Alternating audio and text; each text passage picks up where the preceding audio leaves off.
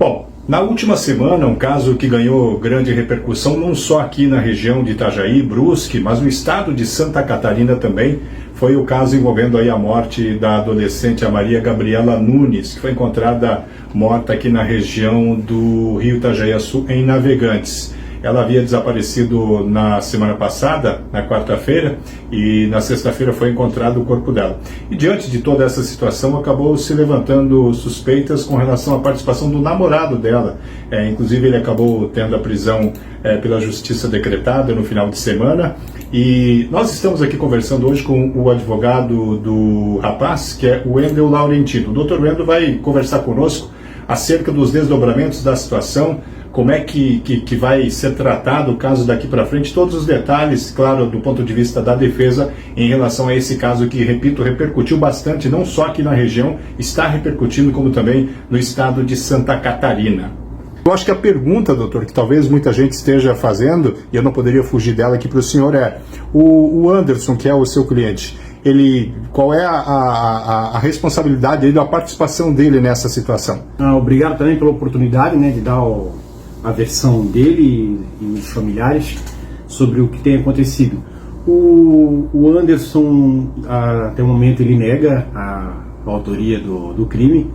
Ele tinha um relacionamento com a vítima há cerca de 11 meses, eles estavam namorando, e segundo ele relatou num primeiro depoimento, que eu ainda não estava presente, ele relatou ainda como testemunha, isso foi na quinta-feira, que ele encontrou com a namorada dele naquele dia, naquela noite, e deixou ela perto da casa dela por volta das 9h30 da noite.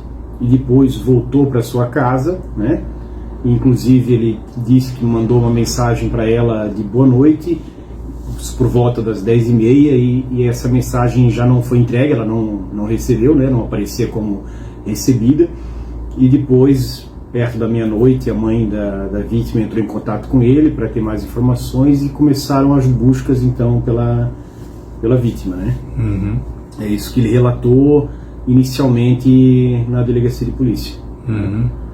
Aí depois, nessa mesma quinta-feira, ele, de livre e espontânea vontade, ele entregou o celular dele para a polícia, para que fosse feita qualquer busca no celular.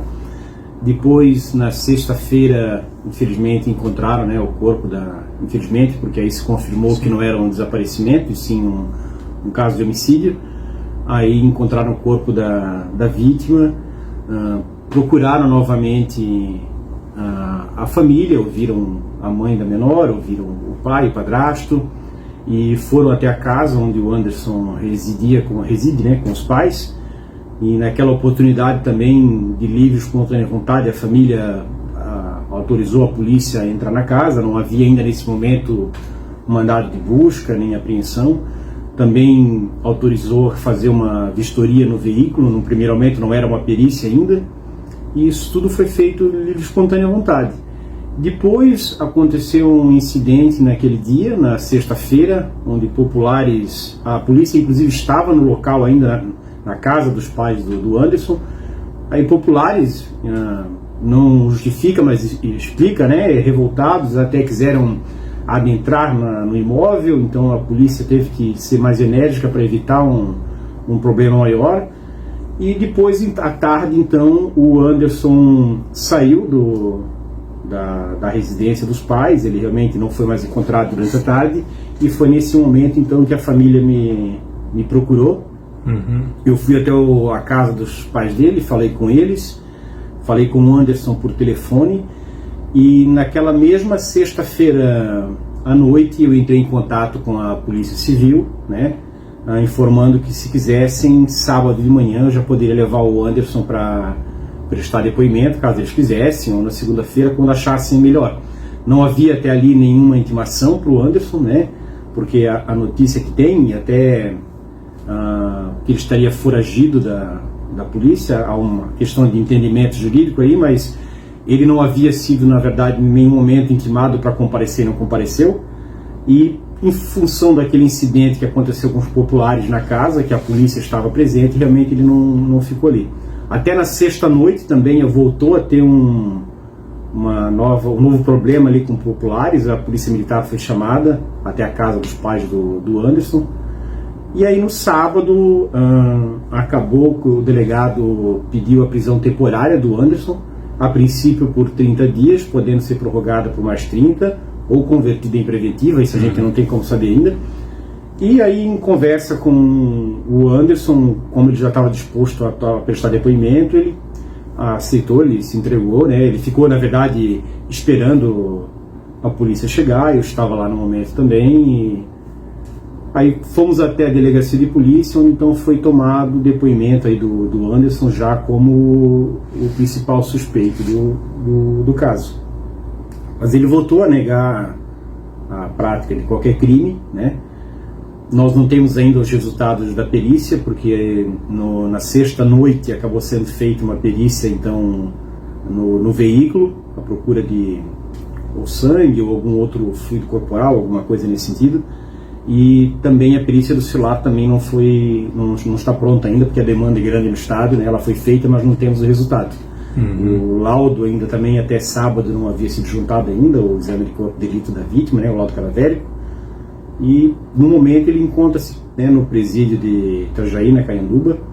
Aguardamos agora, os próximos passos são verificar. Eu pedi acesso ao inquérito, porque ele corria como segredo de justiça, né? Eu já tive acesso ao auto de prisão em flagrante, e agora estou aguardando, hoje deve ser liberado acesso ao inquérito para ter maiores informações. Doutor, a justificativa, qual é a justificativa para embasar esse pedido de prisão dele? No seu entendimento, eles são sustentáveis, esses argumentos? A decisão do magistrado, ele aborda a questão da gravidade do crime, né? Indícios de autoria, segundo ele, né, de que apontariam para o Anderson. E a questão, ele chega a mencionar que estaria foragido, né? Nessa questão a defesa discorda, porque, como eu disse, em nenhum momento ele foi intimado para se apresentar, e até até sábado de manhã não tinha mandado de prisão, e eu havia entrado em contato também com a polícia, mas a decisão decretando a prisão temporária, e também para facilitar as investigações, né? Segundo a polícia fez o pedido para que não ocorresse nenhuma interferência com testemunhas. Não houve nem indício de que tenha acontecido, mas o pedido foi dessa forma feito, e o magistrado aceitou. Quando o senhor fala em alegação de indícios, que indícios seriam esses? No auto de prisão em flagrante ainda não tem muitas informações, né? Extraoficialmente tem a questão do fato de que aparentemente ele teria sido a última pessoa a ter visto a menor com vida, né? E algumas questões de horário que ainda tem que ser esclarecida, que há alguns desencontros, né? E há alguns depoimentos no inquérito que a defesa ainda não tomou conhecimento, que foram ouvidos os pais e o padrasto da menor, mas aí nós não tivemos acesso ainda, espero ter na data de hoje. Ali talvez tenha algum conteúdo que, na opinião do magistrado, levou ele a decretar a prisão preventiva, a temporária, né? Eu até acompanhei até por notícias da imprensa de Itajaí, onde houve, parece que no depoimento, o Anderson até assumiu que em alguns momentos chegou a ser mais ríspido com relação a ela, mas que obviamente negou a autoria do crime. Isso de fato aconteceu? Sim. Ele afirmou no seu depoimento que no final do ano passado eles tiveram um término de alguns dias, ficaram, né? E discutiram verbalmente, por telefone, na verdade, né? Por causa do namoro, por que do término do namoro, e qual seria a situação que levou ela a querer terminar. Então, eu também não tive acesso aos áudios que supostamente tem desses términos, né? Que vai aparecer no inquérito, mas isso de fato ele confirmou. Quando houve a prisão dele ali, até a gente conversou até por telefone, o senhor havia mencionado que ele havia essa pretensão de ele se entregar, né? Sim. Mudaria alguma coisa em relação a ele se entregar e a polícia, obviamente, prendê-lo, como aconteceu ali? Eu creio que não, porque depois, tendo acesso ao auto de prisão em flagrante, o pedido de prisão temporária havia sido feito no sábado de manhã. Então acho que já havia a intenção do delegado em representar pela prisão temporária, que tanto que o fez judicialmente, né?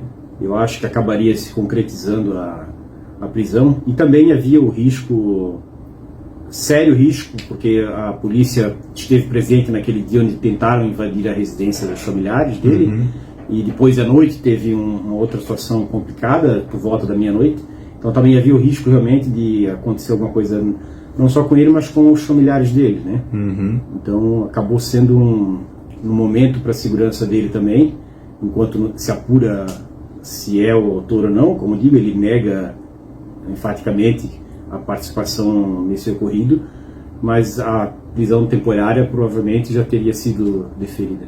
E aonde estaria o Anderson nesse momento ali no inteirinho entre quando ele deixou a Maria Gabriela e o momento, obviamente, onde se constatou por parte da família que ela havia desaparecido?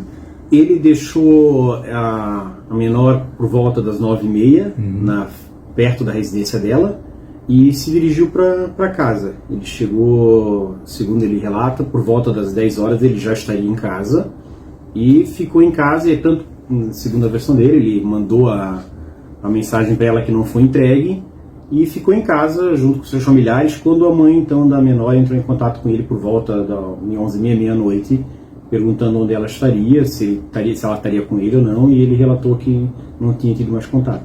O circular aí pelas redes sociais, enfim, imagens dele foram propagadas aí dizendo que ele estava foragido. O senhor mesmo afirma aqui para nós que ele não esteve foragido em nenhum momento. Sexta-feira, sexta-feira à tarde, no comecinho da tarde, por volta de 1h, os familiares entraram em contato comigo. Eu me dirigi até a residência, falei com os pais, e aí falei com ele por telefone, porque aí ele não estava na casa em virtude do problema que tinha acontecido de manhã com os populares. E naquela mesma tarde, por volta das 6h30 da tarde, eu entrei em contato com a polícia, colocando à disposição para levá-lo até a delegacia, caso quisessem tomar depoimento dele, porque não havia, como disse, nenhuma intimação para que ele se apresentasse para tomar o depoimento dele, ou qualquer coisa nesse sentido. Foi colocado à disposição caso assim entendessem. Diante disso, doutor, eu lhe pergunto por que dele não ter se apresentado, não necessariamente para as autoridades, porque pela informação que nós temos, ele não, desde que houve desaparecimento, ele não apareceu, não deu sinal de vida, foi só no momento da prisão ali, enfim. Por que se ele não tinha nenhuma participação, dele não ter feito isso antes, né, um momento antes?